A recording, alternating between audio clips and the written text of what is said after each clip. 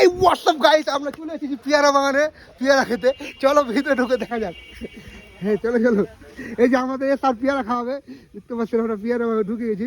আপনারা পেয়ারাটা দেখতে, পেয়ারা বাগান দেখতে পাচ্ছেন, আমাকে দেখতে পাচ্ছেন। এই যে পেয়ারা বাগান আপনার লাইন ঘাটের বাইরে দেখা যায় না, অত ভিতরে আছে। আমাকে দেখতে পাচ্ছেন, এই যে একটা পেয়ারা দেখতে পাচ্ছেন, সে একদম আমাদের ফ্রেন্ড সার্কেল। আসো আসো সবাই, একা একা আসো আসো আসো আসো আসো আসো ফাঁস আসো।